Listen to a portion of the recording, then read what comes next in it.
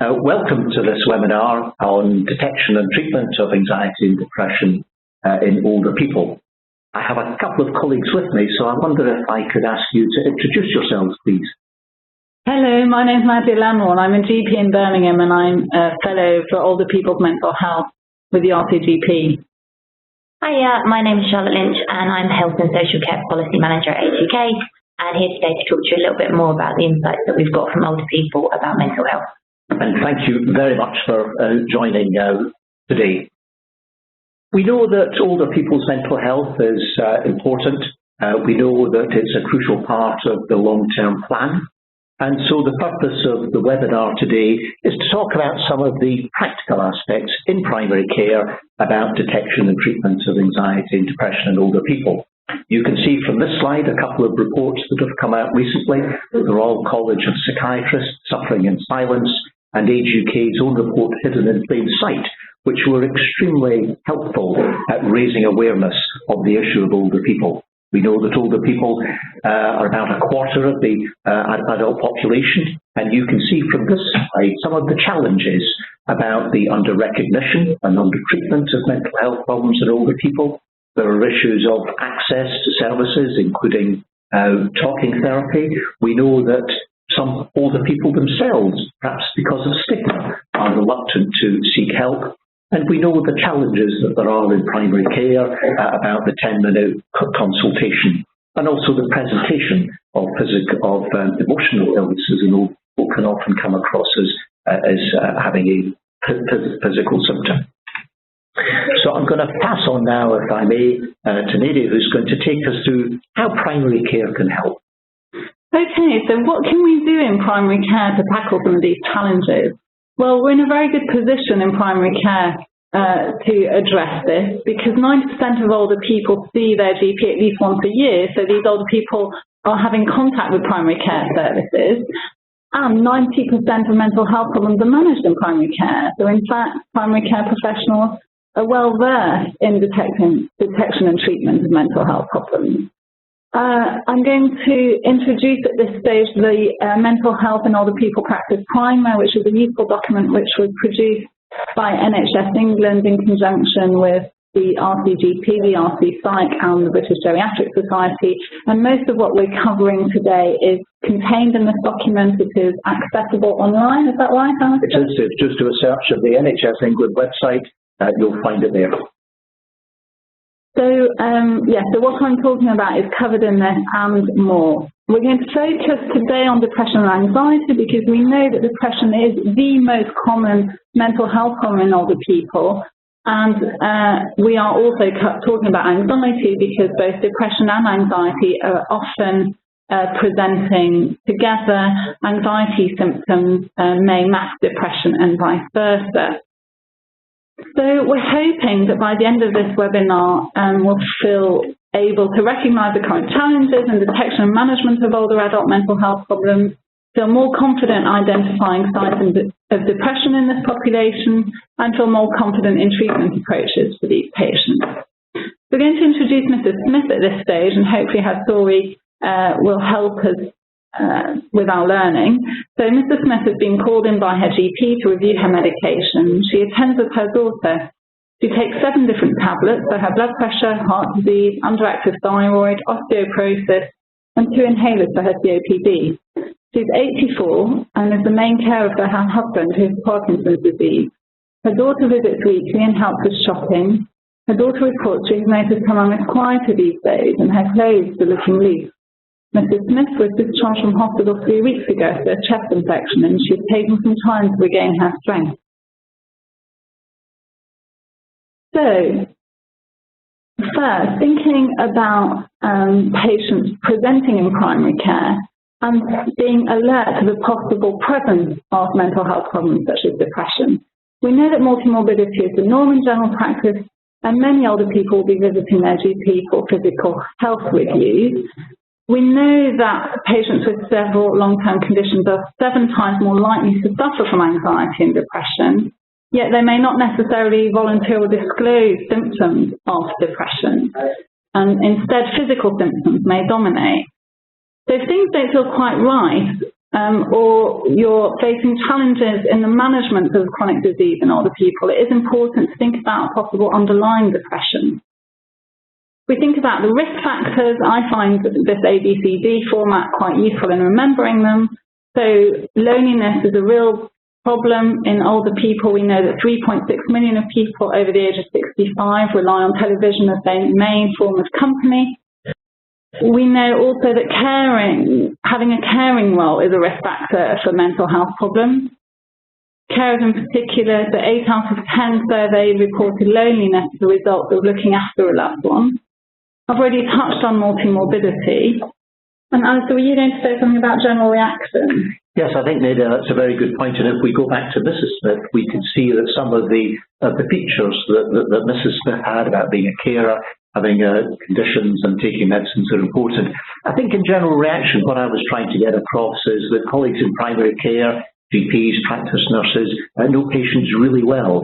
And so it's that sort of general feeling that something perhaps isn't quite right in a person. We obviously think of physical things, but I guess what we were trying to do is use that, if you like, intuition that GPs have about their patients to be aware of the possibility of depression and anxiety.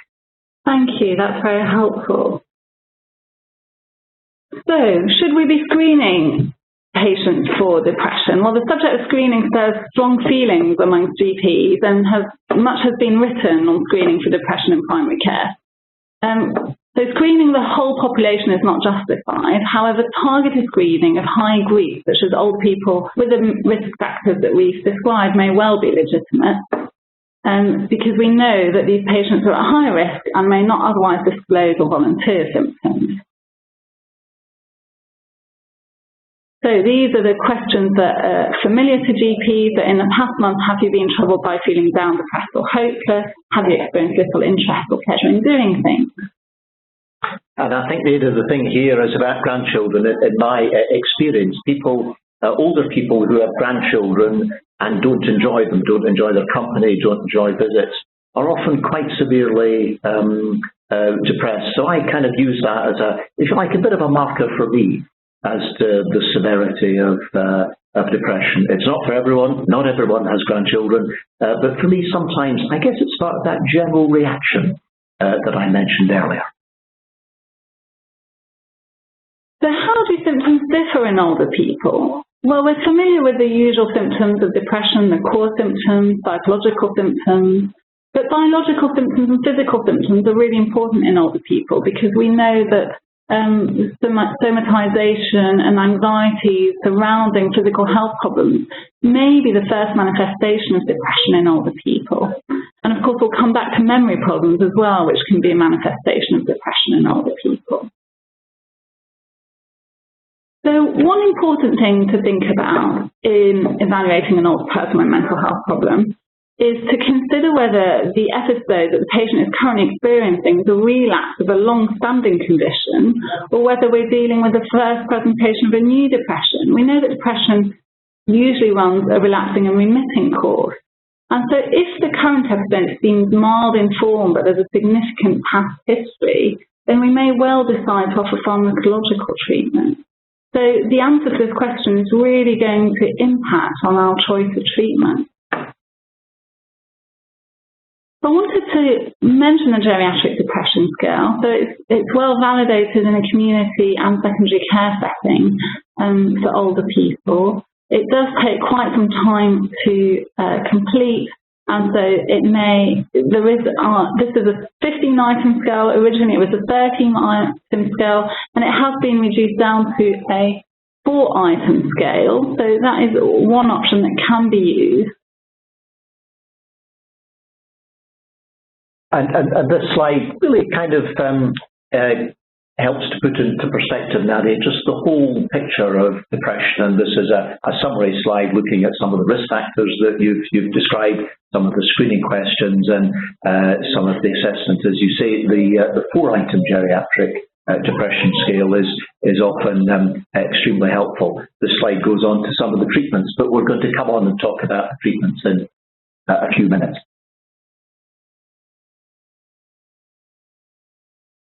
Okay, so another important aspect of assessing older people with symptoms of anxiety and depression is to think about physical causes for these symptoms. So many older people will be prescribed several medications, and many of these may be have a side effect, some symptoms of low mood or other manifestations of depression, so things like steroids, anticholinergics in particular, often prescribed in older people, and sedatives, so benzodiazepines.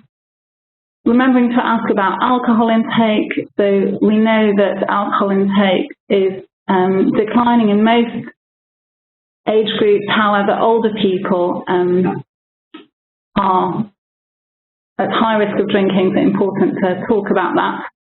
And then also ask about pain, so comorbid pain may also present with symptoms of anxiety and depression. And Nadia, I think this slide is interesting because if we go back to Mrs. Smith, there were one or two things there that you could see in terms of taking the medicines, in terms of physical illness, which I think were important and could raise the suspicion in someone like Mrs. Smith that she might have symptoms of depression. So I think this puts things very well into perspective. Yeah, so Mrs. Smith presented with some weight loss as well, didn't she? And so that, in an older person, is going to spark quite a broad differential. One of them will be a mental health problem, such as depression, but we would also need to think about physical causes, consider perhaps imaging, investigation of malignancy. Blood tests would be part of an assessment, and they are the same as the ones you would be doing for a dementia screen. So for blood count, thyroid function, haematinic, and a brain profile.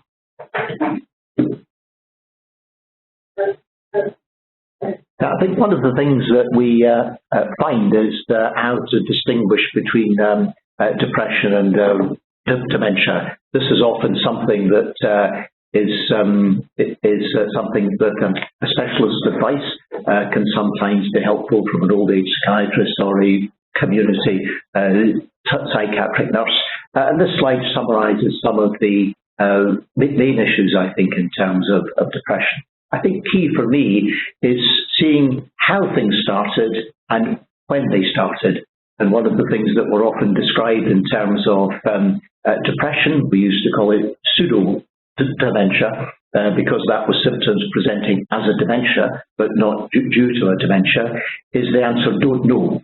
So if you ask someone a question and they say, oh, I don't know, that's more likely to be someone who perhaps has depression, isn't interested in responding, as opposed to someone who tries to answer and doesn't get it right. And on this table here, we've tried to summarise what we call the 3 Ds in old age mental health and dementia. So just some of the high points about looking at the difference between depression, between delirium and being dementia. And if you look in terms of the way things start, dementia obviously starts gradually. And certainly in my practice, if you ask somebody when the symptoms start, if they're not very sure, or they say, well, we're not sure, doctor, it could be 3 or 4 years ago. And sometimes they come across as almost being a bit disappointed that they're not able to give you an exact time. That's often a dementia.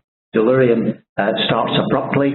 And I think also here, in terms of taking a history, other people in someone who is depressed might notice the symptoms of withdrawal, tearfulness, whereas dementia, sometimes mood changes such as irritability can appear, and in delirium, often the adjective of confused is given to people. So I particularly like that slide, or particularly like the bit about what other people notice, and actually the importance of the collateral history for these patients, and how the information that we obtain from families can be really fundamental, can't it, in trying to help us reach a diagnosis. I think that's right, because as you said, most older people come to their GP, and often there are people with them. So in a sense, a collateral history sounds a sort of a grand word, a grand term for just speaking to the husband or wife or the children, and they're very pleased to tell you the kind of things that are going on. I think in terms of treatment, I think many of the treatments that we have are easy to administer, and certainly many of the newer medicines are relatively few, not completely free of side effects, but have few side effects. And often if there is a concern that someone might have an episode of depression, sometimes a trial of antidepressants, obviously making it clear to people we can take a few days to start, is an important thing, and one can review the person after about 6 weeks to see if there's a change.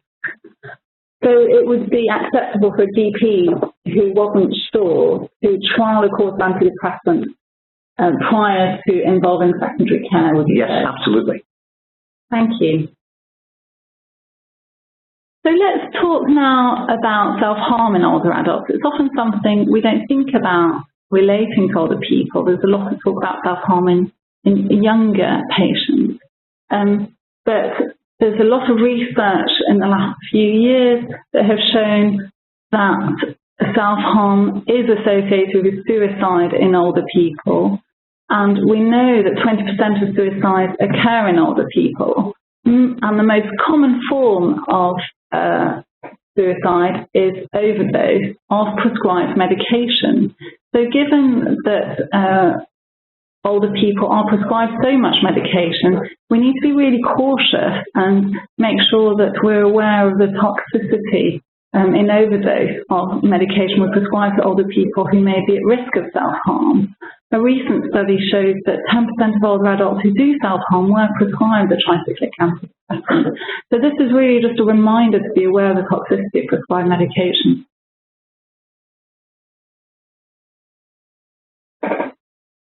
In terms of the mental state examination in someone who has a suspected depression, I think in terms of the person can appear withdrawn and disinterested.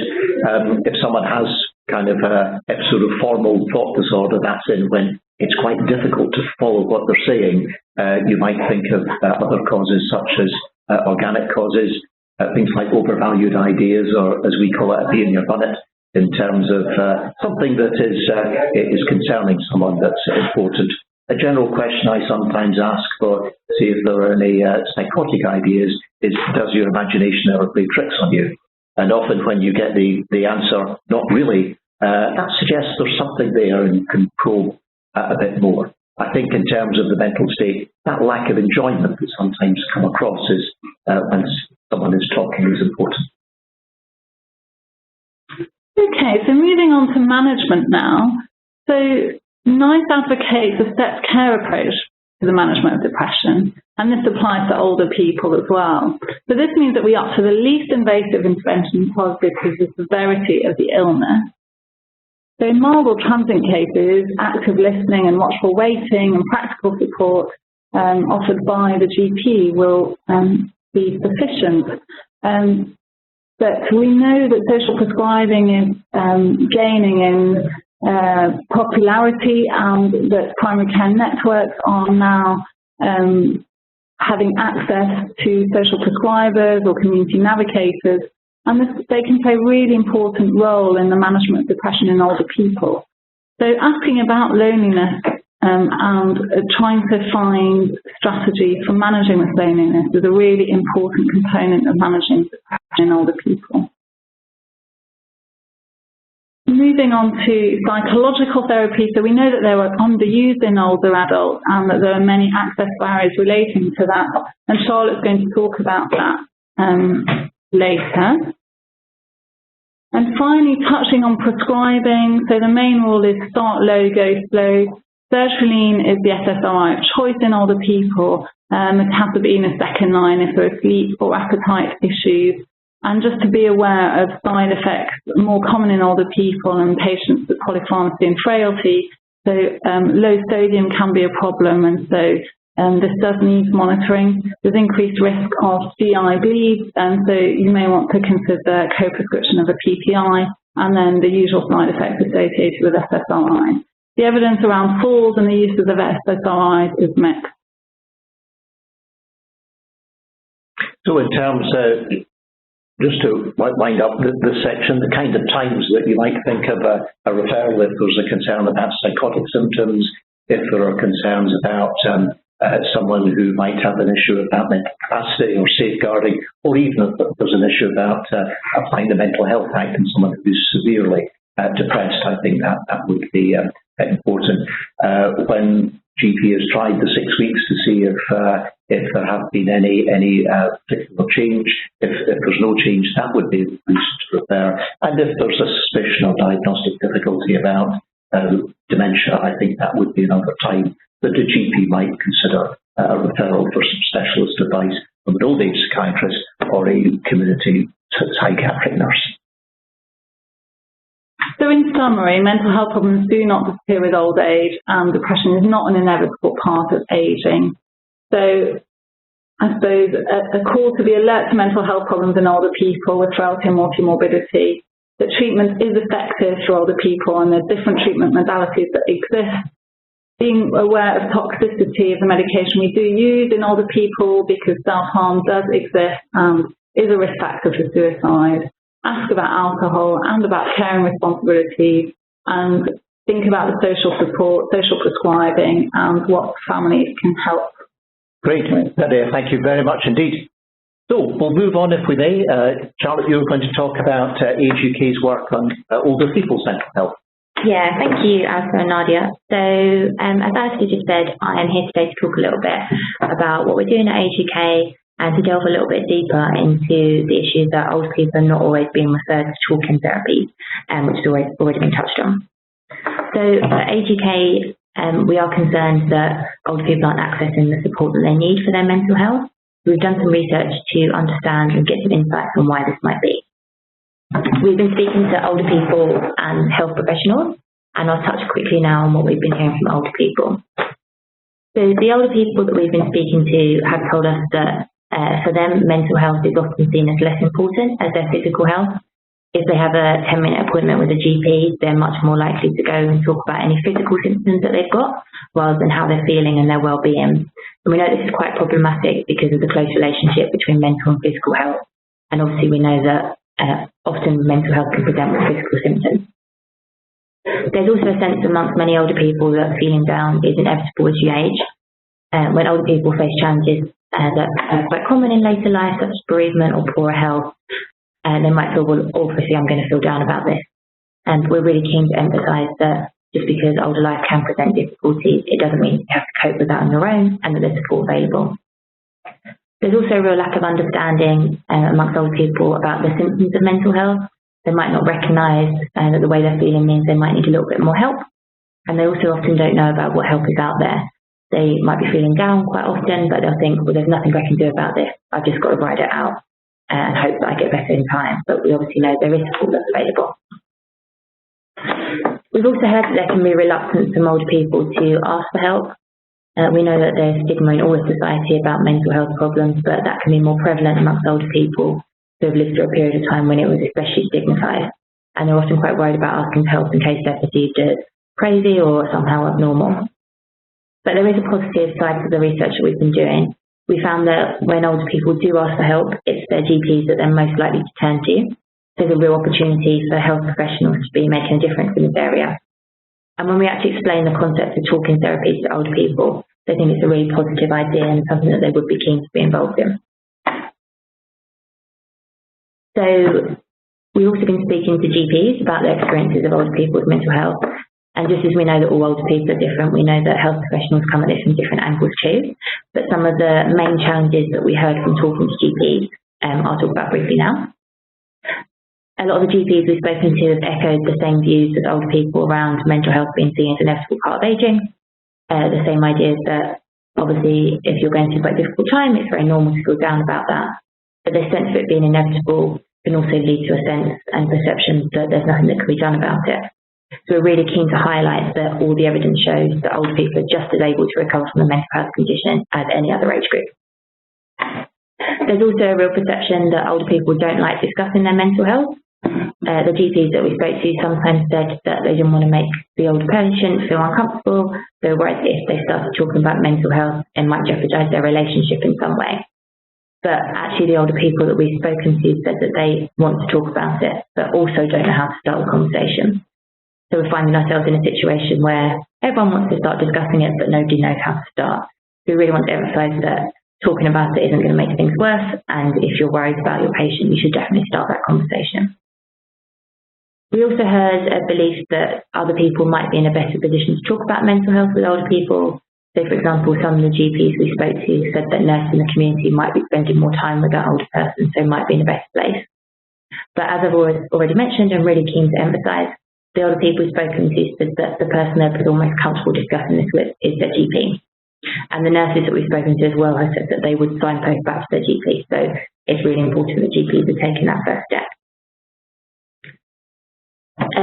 There's also a presumption that older people won't engage with talking therapies and they won't benefit from it, and that IAPT as a service might not be meeting older people's needs.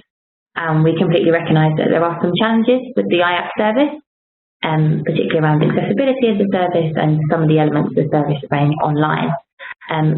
But we really want to highlight that older people are actually more likely to engage with IAPT once they've been referred into that service. It's really important that they be given the same opportunities for treatment as any other person. There's also a tendency to perceive medication as more appropriate. Some of the GPs that we spoke to said that medication doesn't come with as many barriers. There's not a long waiting time for medication, so it can sometimes be seen as the more appropriate option. But whilst medication can be suitable as part of a wider treatment plan, it's really important that older people are given an option of treatment and can decide what's most appropriate for them. A very quick note on language which has come out from the older people we talked to as well. Mental health can often be associated amongst older people with more severe mental health conditions. They don't often use it in conversation because they associate it with being seen as crazy, and they don't necessarily relate to clinical terms like depression and anxiety. So when older people are talking about how they're feeling, they'll use terms such as feeling down, a bit blue, out of sorts, having a bit of a rough patch at the time. So it's really important that when we're talking to older people, we're using terminology that they understand and recognise, that they'll be much more receptive to those conversations. So very briefly, to round up, just to quickly talk about the work that we're doing at Age UK. In January, we will be launching a new campaign which is aimed at supporting older people, their friends and family, to look out for the symptoms of mental health conditions and to highlight to them the opportunities that there are if they need support. We'll be doing this in a variety of ways, including a social media campaign with case studies and film footage and media stories to get the conversation started.